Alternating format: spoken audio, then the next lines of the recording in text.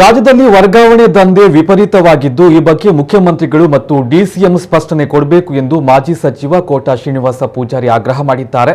ಮಾಧ್ಯಮದ ಜೊತೆ ಮಾತನಾಡಿದ ಅವರು, ಭ್ರಷ್ಟಾಚಾರ ರಹಿತ ಆಡಳಿತ ಕೊಡ್ತೇವೆ ಎಂದು ಅಧಿಕಾರಕ್ಕೆ ಬಂದ್ರಿ. ರಾಜ್ಯದ ಅಧಿಕಾರಿಗಳು ಬಹಳ ನೋವಿನಿಂದ ಮಾತನಾಡ್ತಾ ಇದ್ದಾರೆ. ವರ್ಗಾವಣೆಗೆ ಮತ್ತು ವರ್ಗಾವಣೆ ಆಗದಿರಲು ಲಂಚಾವತಾರ ನಡೀತಾ ಇದೆ.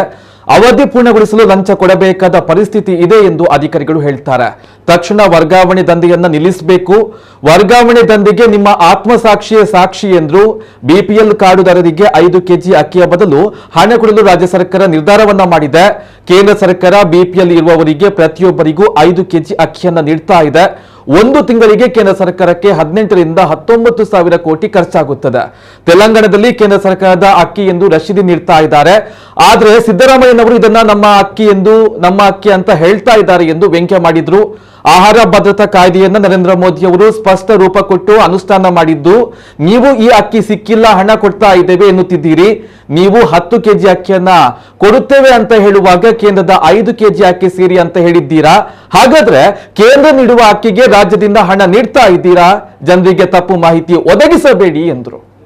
ಮಾನ್ಯ ಮುಖ್ಯಮಂತ್ರಿಗಳಾಗಿರುವಂಥ ಸಿದ್ದರಾಮಯ್ಯನವರು ಮತ್ತು ಉಪಮುಖ್ಯಮಂತ್ರಿಗಳಾಗಿರುವಂಥ DKC ಅವರು ಒಂದು ಸ್ಪಷ್ಟನೆ ಕೊಡಬೇಕು. ಭ್ರಷ್ಟಾಚಾರ ರಹಿತವಾದಂಥ ಆಡಳಿತ ಕೊಡ್ತೇನೆ ಅಂತೇಳಿ ಹೇಳಿದವರು ನೀವು.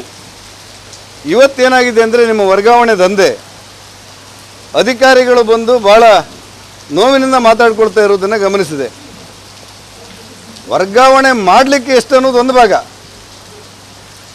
ಅವಧಿ ಮುಗಿಲಿಲ್ಲ, ನನಗೆ ಇನ್ನೂ ನನ್ನ ಅವಧಿ ಇದೆ, ಇರೋ ಸ್ಥಳದಲ್ಲಿ ಇರಲಿಕ್ಕೆ ನಂಗೆ ಹಣ ಕೊಡಿ ಅನ್ನುವಂಥ ಪೀಡಿಸುವಂಥ ಒಂದು ವಾತಾವರಣಗಳು ನಿರ್ಮಾಣ ಆದದ್ದು ರಾಜ್ಯದಲ್ಲಿ ಕಂಡುಬರುತ್ತೆ.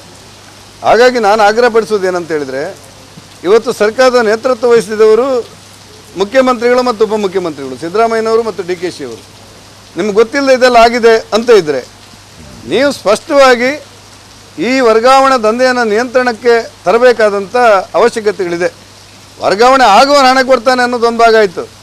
ಈಗ ಇರುವ ಜಾಗದಲ್ಲೇ ಮುಂದುವರಿಬೇಕಾದ್ರೂ ಹಣ ಕೊಡಬೇಕು ಅಂತೇಳಿ ಆ ಅಧಿಕಾರಿಗಳು ಹೇಳ್ತಾ ಇರುವಂಥ ಪರಿಸ್ಥಿತಿ ನಿರ್ಮಾಣ ಆದರೆ ವರ್ಗಾವಣೆ ದಂಧೆ ಮಟ್ಟ ಯಾವ ಮಟ್ಟ ಮುಟ್ಟಿದೆ ಅನ್ನೋದು ಅರ್ಥ ಆಗುತ್ತೆ. ಆ ಹಿನ್ನೆಲೆಯಲ್ಲಿ ನಾನು ಆಗ್ರಹಪಡಿಸ್ತೇನೆ, ತಕ್ಷಣ ವರ್ಗಾವಣೆ ದಂಧೆಯನ್ನು ನೀವು ನಿಲ್ಲಿಸಬೇಕು.